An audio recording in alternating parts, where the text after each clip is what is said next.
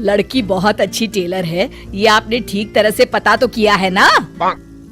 अरे हाँ भाग्यवान, मैंने सब पता कर लिया है। अब तुम चलो, देर हो रही है। मेरी समझ में एक बात नहीं आती कि तुम मेरी शादी करने की बात करने जा रही हो माँ, या अपने दुकान के लिए नई टेलर देखने जा रही हो? अरे चुप कर, अभी तू बच्चा है, दुनियादारी के बारे में तुझे कुछ नहीं पता। अरे तू तो एक प्राइवेट कंपनी में काम करता है, और प्राइवेट कंपनी का क्या भरोसा। लेकिन माँ, अरे तेरे पिताजी से पूछ ले, इन्होंने अपनी जिंदगी में कितनी नौकरी पकड़ी है और छोड़ी है। अरे वो तो मैं थी जो सिलाई करके घर चलाती थी। अरे बेटा, बुरा वक्त कभी फोन करके नहीं आता। टेलर बहू लाऊंगी तो मेरे साथ दुकान में सिलाई करेगी, समझा? चल अब। दोपहर होने तक तीनों लड़की वालों के घर पहुंच जाते हैं। सभी बातें और चाय पानी होने के बाद, बहन जी, आपका बेटा रोहित एक अच्छी कंपनी में काम करता है और अच्छी तनख्वाह भी है। बस हमें और कुछ नहीं चाहिए। हमें आपका बेटा बहुत पसंद है। हमें भी आपकी बेटी मीना पसंद है जी। मुझे लगता है हमें बच्चों को भी आपस में बात करने का मौका देना चाहिए। हाँ हाँ, आपने बिल्कुल सही कहा भाई साहब। जाओ बच्चों, बाहर जाके बात कर लो। अरे आप रुकिए जी। अच्छा ये बताओ बेटी, तुमने सिलाई कहाँ से सीखी है? जी, दीनानाथ इंस्टीट्यूट से। अरे बहन जी, मेरी बेटी इस मोहल्ले में सबसे अच्छी ब्लाउज सिलती है और एक से बढ़कर एक डिजाइन भी बना लेती है। अच्छा, चल बेटी, जरा तेरे हाथ की कारीगरी देख लेते हैं। अरे माँ, ये सब करने की क्या जरूरत है? अरे तू चुप कर। लोग ऐसे ही बड़ी बड़ी बातें करते हैं कि हमारी लड़की को तो सब आता है, बाद में असलियत सामने आती है। इसलिए मैं कोई गलती नहीं करना चाहती, तू चुप करके बैठ। मीना शांति देवी को 2-3 प्रकार की बढ़िया बढ़िया डिजाइनदार ब्लाउज बनाकर दिखाती है। ये देखिए, ये है प्रिंसेस कट। अरे वाह बेटी, मान गए तुझे। तू तो मुझसे भी अच्छा ब्लाउज सिल लेती है। चलिए बहन जी, हमें तो आपकी बेटी पसंद है। अब इसी बात पर मुंह मीठा कराइए। जी बिल्कुल। इस तरह रोहित और मीना की शादी हो जाती है। शादी के अगले दिन से मीना अपनी सास के साथ सारा दिन दुकान पर सिलाई करती रहती और अपने पति रोहित को जरा सा भी समय नहीं दे पाती थी। फिर एक दिन रोहित फोन करके मीना से कहता है, मीना, आज शाम को हम दोनों किसी अच्छे रेस्टोरेंट में खाना खाने चलेंगे। तुम तैयार रहना, मैं ठीक वक्त पर पहुंच जाऊंगा। ठीक है जी।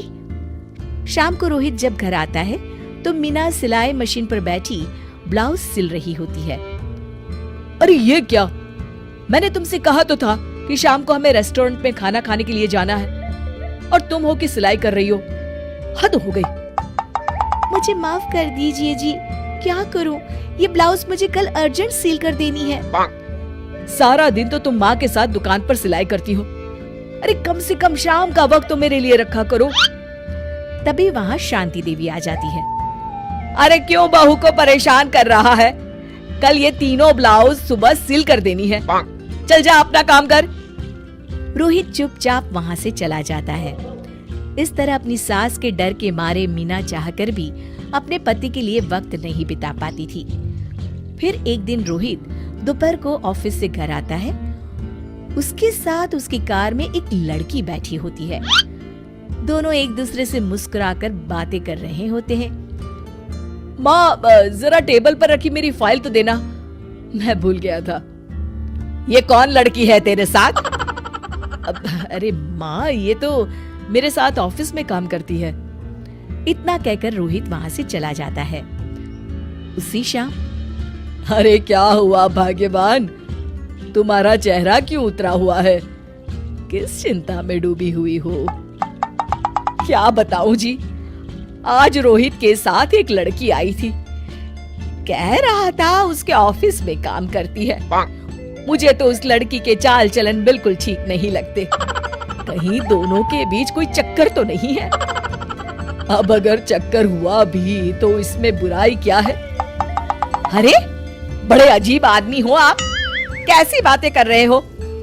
तो और क्या कहूँ, तुम घर में बहू के बजाय एक काम करने वाली लड़की लेकर आई हो जो सारा दिन तुम्हारे साथ तुम्हारी दुकान पर काम कर सके। अरे भाग्यवान, शुक्र मनाओ कि मैं शरीफ था, इसलिए मैंने कभी किसी औरत की तरफ आंख उठाकर भी नहीं देखा। पर अब हर कोई तो मेरे जैसा नहीं हो सकता ना। इतना कहकर गिरधारी वहां से चले जाते हैं। शांति देवी समझ जाती है कि गिरधारी क्या कहना चाहते हैं। उसे अपनी गलती का एहसास हो जाता है और वो सोचती है जितनी जल्दी हो सकेगी वो अपनी गलती सुधार लेगी। और इसीलिए 2 दिन के बाद, रोहित बेटा, मैं चाहती हूँ कि कुछ दिनों के लिए तू अपनी ऑफिस से छुट्टी ले ले। क्यों, क्या हुआ माँ? अरे कुछ नहीं बेटा, मैंने तेरे और बहू के लिए शिमला की 2 टिकट बुक की है। मैं चाहती हूँ कि तुम दोनों कुछ दिनों के लिए बाहर घुमाओ। क्यों बहू, ठीक है ना? सासू माँ की बात सुनकर मीना का चेहरा भी खिल उठता है। वो शर्मा कर कहती है, जी माँ जी, जैसा आप ठीक समझे।